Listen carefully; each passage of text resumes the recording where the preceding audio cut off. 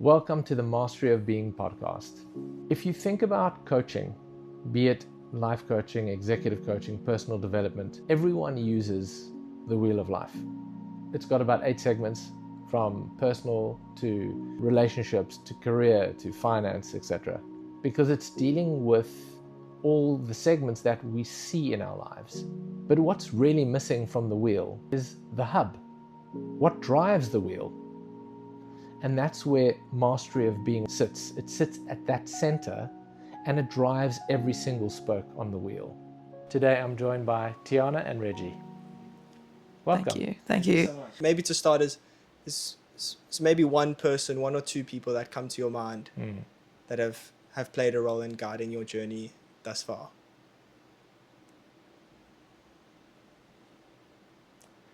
There have been so many on the journey.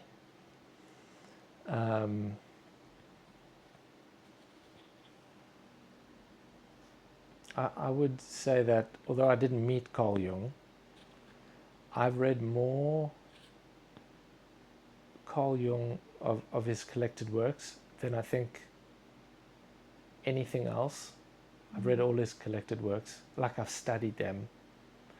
And even in trainings where they train to be Jungian therapists, they don't study all of the books, they just study sections.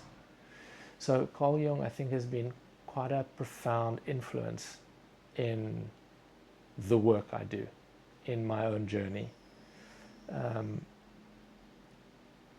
If I bring in where did it begin? Yes. It didn't begin in a spiritual path. It began in more like a crisis of purpose. I don't know if I mentioned, maybe I mentioned in the previous podcast. So I like when I was very early on, in maybe 16, 17, I was quite depressed, suicidal, and it led me to a space where I was planning this exit of this experience. And something profound happened just before, I suppose, the leap, is that I had the thought, if I take this step, I will force the fact that this has no purpose. Like the experience that I had up to this moment lacked purpose, but if I took that step, it would definitely then have zero purpose. And so I thought, it wasn't my thought, it was definitely more like a background, maybe destiny type of something emerging in my consciousness, which was, maybe it's your job to go and find your purpose. Maybe that is what creates purpose, is you finding it. And that opened up a journey for me, a journey out of who I thought I was, and this releasing and unfolding into, I suppose, where I am now. And on that path, there have been mentors. Some I met for 10 years, weekly, 3 times a week. Some I met through books. Some I traveled to India to find. Some I traveled to London, to America. Some were people I met randomly, where there were just moments of confirmation. And in those moments, it was like, at the time, I needed that moment. Looking back, I look at like these little breadcrumbs. And it's strange, because if it wasn't them, maybe it would have been someone else. But it was ideally them, you know? So there's a saying that a student, it can take 3 years if a student is actively looking for the right teacher. But it can take the teacher a lifetime to find the right student. And so in your 3-year journey, maybe you found one teacher and then you stay with them for a while, then you go to another teacher, and then you go to another teacher. But from the teacher's perspective, there's a succession that can happen depending on where they are in their own journey. But it's often said that in a lifetime, the guru or the teacher only finds one student. And if you think about how much the teacher invests in each student, what is that experience like? I went to India in, I think it was 1990, 2000 or 2001, 2002, somewhere around there. And I was looking for Swami Rama, but he'd passed 6 years before. And the way I found his book was one of those moments. I was, I think I was in Cork Bay at a bookstore, and I was looking at a spiritual bookstore, and I was looking at these books, and a book fell onto the floor without a cover. And I picked it up, I was like, oh, start reading, and I was like, this is exactly the meditation that's been happening, that I've been practicing for the last 6 years. And then I started to read, this was Swami Rama, but I didn't have a picture of him until I got to the end of the book, and I was like, this is the guy that's been appearing in my meditation. Whoa. And I was like, okay, I'm going to India. So I knew that he had passed, but I was going to his ashram, and I was becoming a monk. That was the goal. And yeah, when I got there, there was his successor. There were now 2 successors, one at one ashram and another at another ashram.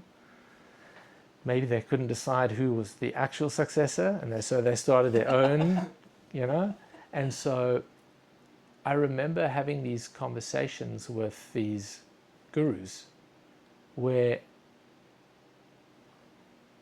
I could tell that they were in their head.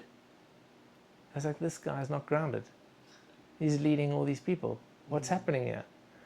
And then he came to me after the meeting to say, and he apologized. He said, look, I recognize that you're not satisfied with my answer, but you must understand that I'm managing this ashram and all these people. And that is a different type of experience. And so I didn't appreciate that until I am running a company with all these students and coaches. And I recognize the difficulty of that, because I was in a line of about 50 people queuing up to see him the day he arrived. However, then, so that at the time, I was like, he was not my teacher, But I was still sitting every day next to the Ganges, 18 hours a day, sitting just meditating. And then I met, this is hard to remember if he came after the experience I had or before. I think it was after. No. So this monk came down from the mountain, one of Swami Rama's students, who had dedicated his life to Swami Rama. And he ran a meditation class, and all the people at the ashram would go. There weren't many, there were like 7. They would go sit.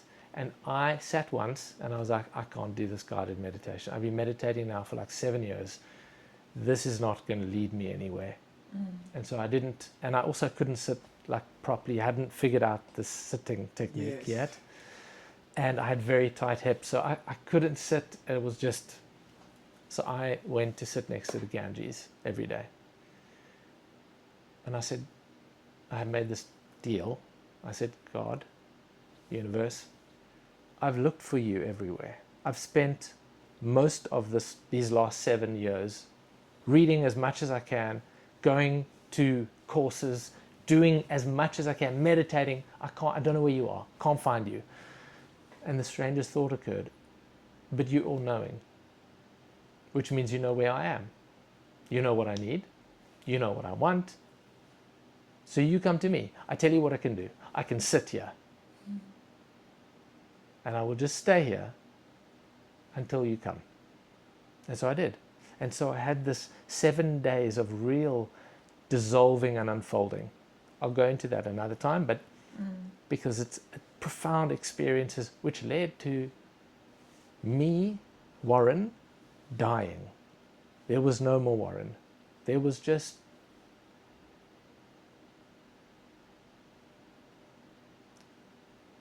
imagine every atom is an eye. And the consciousness that is seeing through the eyes of every atom all the time. It was like that experience. It's weird. I mean, if you've had a psychedelic experience, maybe you can have an idea of it, but it's still nothing like that. And then afterwards, he came looking for me. And in came Swami Hari. And he said, "Why don't you come to my class?" I said, "I can't sit and follow that guided meditation practice. It's like, I understand, but I have to just sit." And then he started laughing. And then we started walking every day and talking about, I mean, his English wasn't great, but we communicated. And he got it. Like, I was like, I don't even have to speak and he knows what I'm talking about. I share one word and we both laughing at the reality of what we're talking about. And so that led to like a real strong relationship that once I had left, that teaching was maybe it compounded Swami Rama's teaching, and then probably was quite a guiding light through a lot of my practice.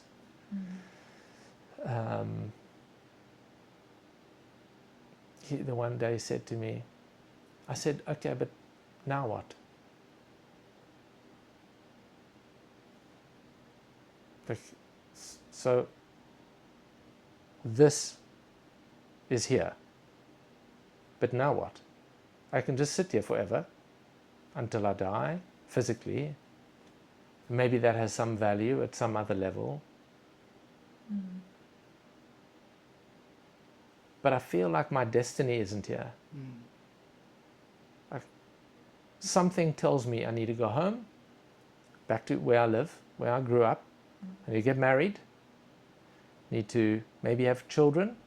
I need to run a business. And I need to see if I can live with this level of awareness there, in that state. Otherwise, I feel like the experience or the practice of this spiritual path has no value for someone who is embedded in society. So how would it help them? Can you live a spiritual life in society? And he burst out laughing. And he just said, "Good." And I was like, yeah, this is my path. And so that became my purpose. And it still is, I suppose, at some level. I have a question. So what would you define as spirituality? So there's nothing that's not spiritual. Okay. Because the what would you define as spirituality is not a really an answerable question. However, if you had to go to certain fairs, spiritual fairs, they define spirituality in that way. And it's a detachment, and it's an almost dissociated state from being here now into a slightly what we touched on when we talked about fantasy, semi-fantasy, mythological space, very heady, very in the mind. That is not spirituality. That is just another identity, spiritual ego. And it is a stage often that people have to go through before they realize, oh, wait, I've just created now an ego on the spiritual realm. Yeah. So what's the point of that? But in reality, reality is spiritual. There is no other reality. Whoa. The thing that happens is from the perspective of the ego, then there's this thing called physical reality. You've got to come down to reality, or You got to but I peel still some have layers. Yeah. feed my family, and that dualistic perspective helps to maintain the ego and helps to maintain the perspective. And so from that perspective, there is a spiritual reality and a physical reality. But there isn't. There are not two realities. There is just a spiritual reality. It is just reality as it is. Whatever meanings we as individuals place on what we are perceiving becomes this narrative and story that there are two. It's truly a delusional state, but because it's common, it's not seen. It's like the fish in water. The water is, what is water to a fish? And so the practice that you're in becomes dangerous because you are questioning the reality that you find yourselves in. So you question the foundation of your perceptions, you start to question your beliefs and everything, and that can cause other types of friction and challenges around you because of the people that you are related to and connected to, because they define who you are as well, the ego. And so when that starts to wake up, its impact on the network is that the network needs to come back to physical reality. So there's pressure. And so we often find ourselves trying to get other people to believe what we've now experienced. Yes. Look at this, you must do this, try this. And in a sense, that is the fear of what the journey requires.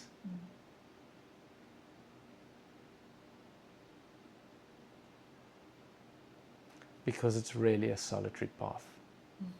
And that for the ego is terrifying. And so as we move into that space, we let go of the things that are familiar, we let go of the things that defined who we are, that gave us certainty, and we move into a more fluid space. But unless the ego is really developed enough, it can't really do it. Because what will happen is that it will create a type of codependent relationship with something else. Can be anything to maintain its stability.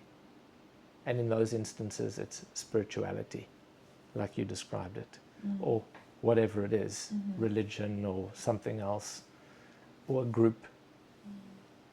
But that's a stage. And so the slow journey to awakening for the ego is the safest journey. Yeah.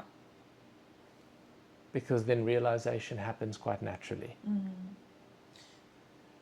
I mean, there's no right and wrong way to go about your path, and whatever that may be. Like, what are your thoughts on like plant medicines? Because those can be like, huge accelerators versus going at a slower pace where your ego and your identity and whatever can kind of go through a kind of slower pace. So what you're still describing is it's not an accelerator for the spiritual path. It's an accelerator for perception. Right. Okay. So it can help you see your own ego, your own shit. It can help you see that. And then that might awaken you to go, oh, but I need to do the work. Because now I've had a view of the top of the mountain. But I still need to actually walk up the mountain. There is no fast path there. You can't take mushrooms and become enlightened. That's not happening. You can take mushrooms and become deluded that you're enlightened. Because I've seen this, or I've seen that.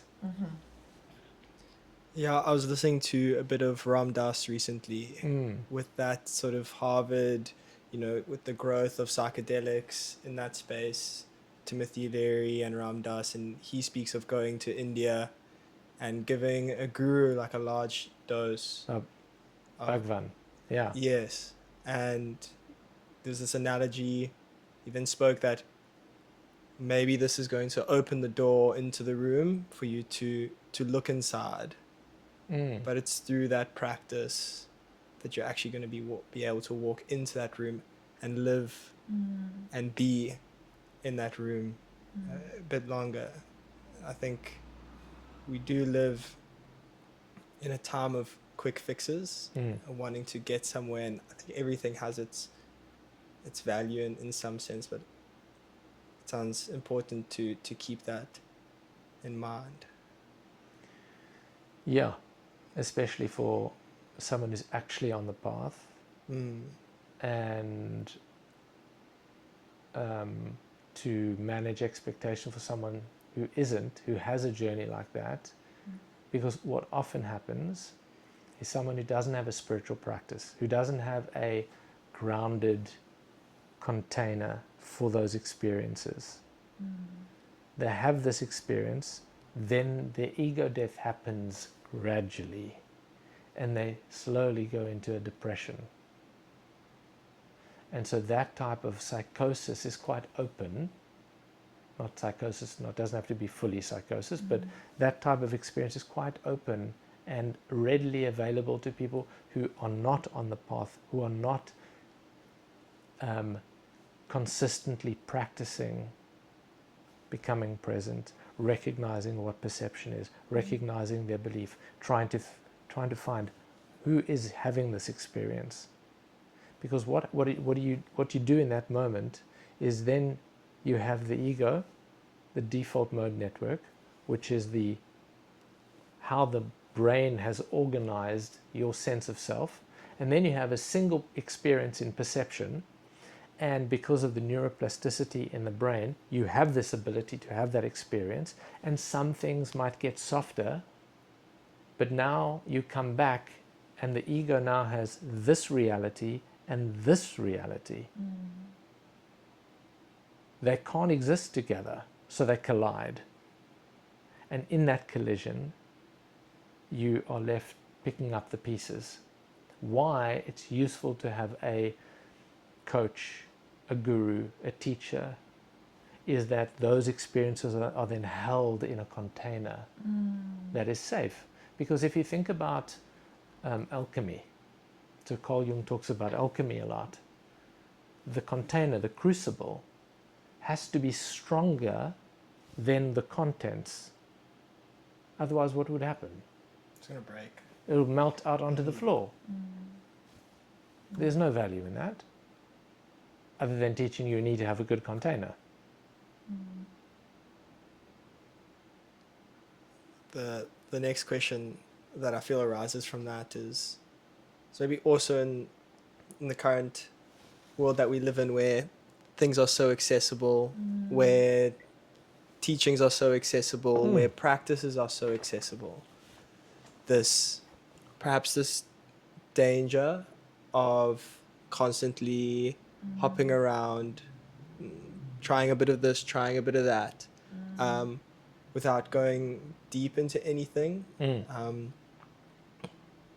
Is that maybe something that you've seen or witnessed, or have thoughts on perhaps how to then approach living from a space that does go deep into maybe, is it about choosing, and how does one follow perhaps that choice into, this is a practice that I think is going to last, this is a practice that I think is going to grow me? So it's the same. We have it available, and you go, oh, it's easy. You're right, but anyone could have walked up to the ashram back in the olden days, knocked on the door and waited for someone to answer. But only the rare few actually did. That they made that commitment. And they kept going back every time they were turned away. Here, you're not turned away because you can choose. You've got so many to choose from. And you go from one to the other until the novelty wears off, and then you move on to the next one. Then the novelty wears off and you move on to the next one. And that's really just like most things that attract our attention. But when it comes to choosing one, it doesn't matter what you choose, but you have to choose one. The choice, not what you think, is what's important. What meditation should I practice? Well, we can figure that out. That's easy. Find something that works, that stills your mind, that doesn't activate your mind. Maybe it's something devotional for now, but find something and stick to it. Because discipline is the one capacity that you cannot do the practice without. Discipline, discipline, discipline. Practice, practice, practice. Without that, you can't penetrate the surface. You're like scratching a little bit on the surface in the sand. With that discipline is that you have to dig into the unconscious. So one of the stages in Ashtanga, not the style, the actual discipline of yoga, is concentration, dharana. So why is that important before meditation? Is because without that concentrated awareness, you remain broad. You're not seeing what's deep below. You can't see what's deep below because you bounce off the surface of it every time. But by concentrating your mind, there's a certain gravity that happens that pulls you deeper. But that can't happen until your mind is concentrated and one-pointed. So that requires discipline. It requires effort. So one Buddhist, I remember sitting in London asking him questions, and eventually he said, but how long have you been meditating for, and what's your practice? And so I'm sharing, and he said, are you consistent in the same practice every day? Because unless you're consistent in the same practice every day for at least an hour, for 3 years, none of these questions mean anything. They're not going to help you in any way. But now, who has the time to practice for an hour? Who has the commitment to practice for an hour? Most people are practicing for 5 or 10 minutes once a week. And so they have a taste of an experience. There's a calming experience that happens. It's good for the nervous system. It's good for the mind to rest. It's like sleep, but it's a little bit different because there's a conscious experience of the calm, not an unconscious experience of it. But how many people they have access to a book? How many people are actually practicing? That's why when I asked you and you said every day, at least once a day, I can already see that's commitment. Now I would lean into your time. Now you've got it twice a day. Lean into that. Make sure that it doesn't matter what happens in the day, that you practice twice a day. I had a client who said to me, I practice at 7, but this one night we went out and we came back and it was 11 o'clock. And I said, so what, you missed your practice? Who else needs to be there with you? Practice at 11. Before you go to bed, practice. When you wake up, practice. Just because it is 11 o'clock at night, do you not brush your teeth? Do you not take your clothes off?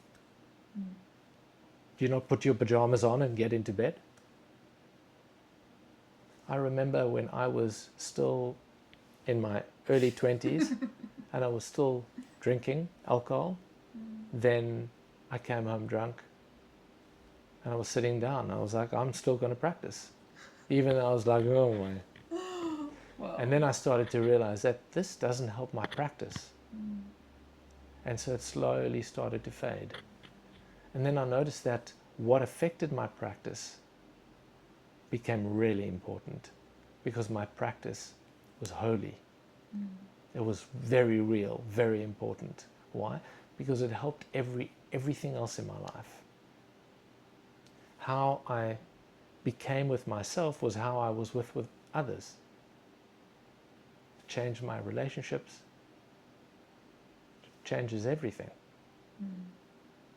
So then I started to protect it. Because who else is going to protect it?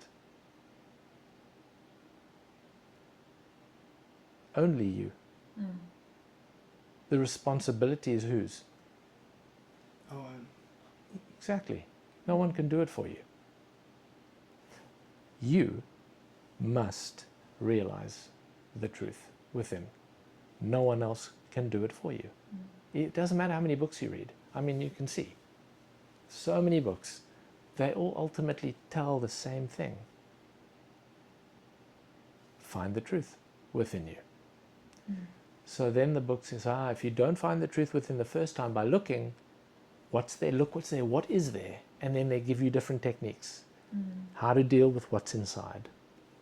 How to adjust what's inside. What is your relationship with what's inside? How can you bring in the shadow, as Jung calls it, instead of trying to push it away? So we have all different theories of many different people's approaches, often leading from specific giants in the space into how to deal with ourselves. And the more you deal with that, the more you realize that is actually the only problem when it comes to relationship, when it comes to running a business, when it comes to managing your finances. That's the only problem.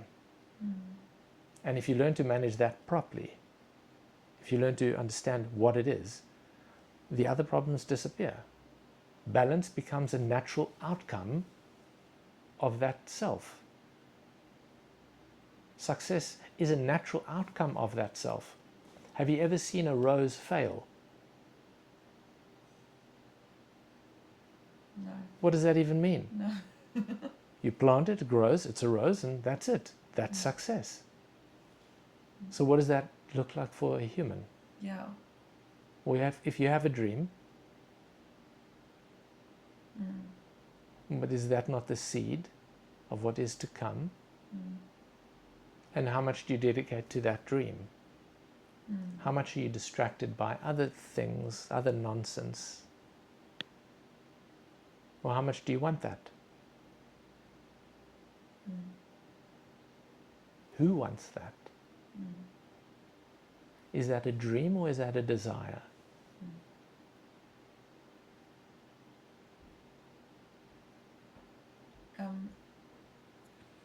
So would you say like our purpose is to find our purpose? Yeah, first. Yeah. That's If you where. don't know what it is now, Yeah. then make it your job to find it. Yeah. Yeah. Even if you need to make it up.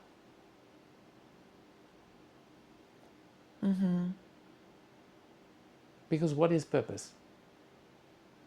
I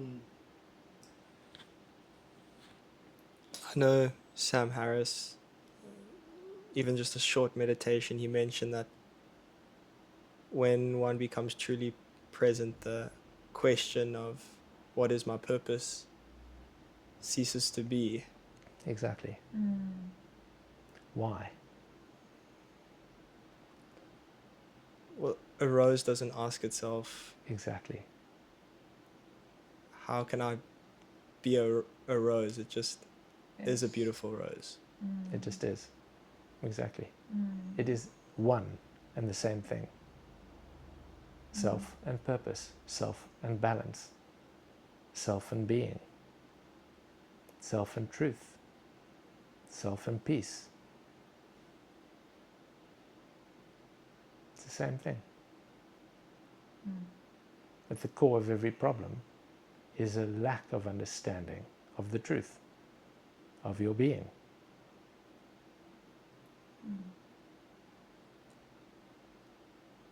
Know the truth, and the truth shall set you free. Funny. But it's not know it there. It is know it here.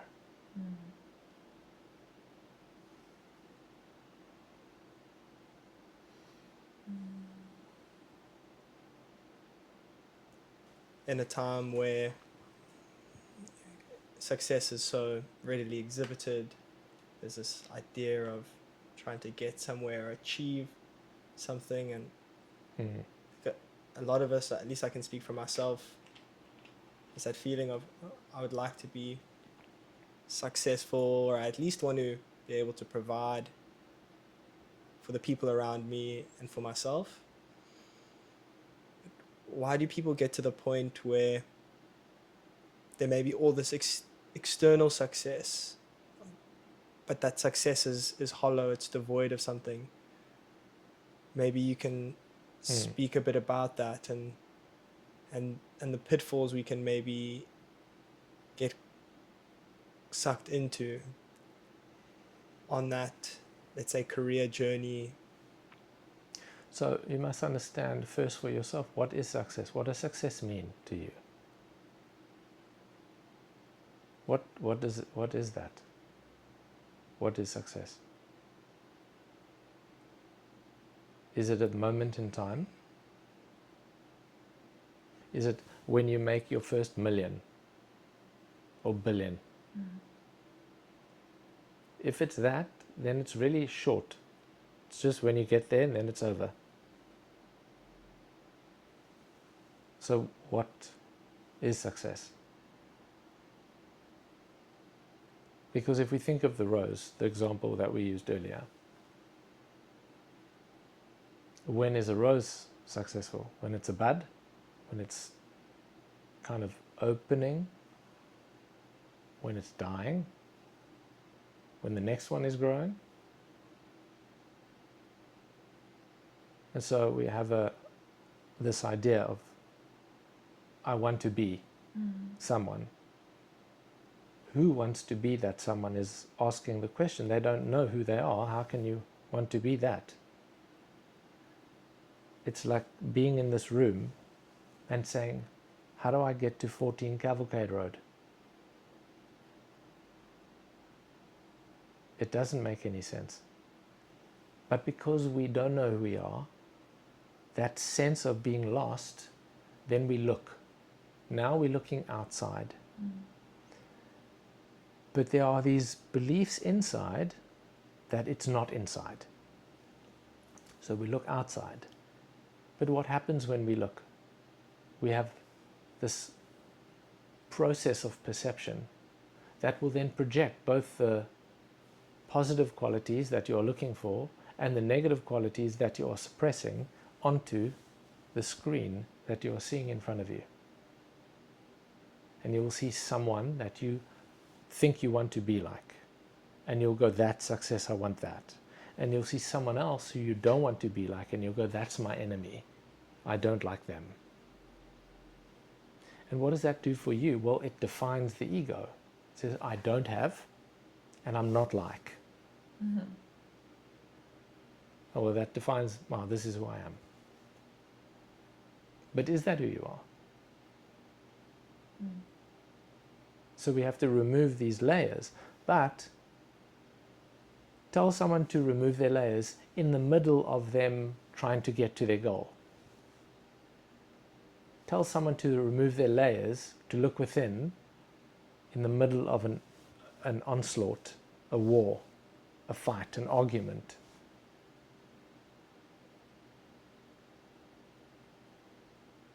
If someone said to you, just calm down, look inside, it's just you projecting. In the moment that you're having the argument, how well do you think you would accept that feedback? It would take a very, very big person to be able to do that. Someone has already done it before. In moments before the fight, in the moments before the success, So then what is success? Hollow success is someone who is struggling to or striving to reach this external ideal, gets there and realizes that it's empty, that what they thought they were trying to get is not there, because they're there now and they feel the same. So what do? They go, oh no, it's that mountain, it wasn't this one, it's that one. And they'll do that until they get tired enough to go, but I've done this enough times to know that it's not on top of the mountain. Maybe it's at the bottom of the mountain. And they'll do that enough times until they realize, but where haven't I looked for this thing that is elusive, whether it be happiness, success, peace?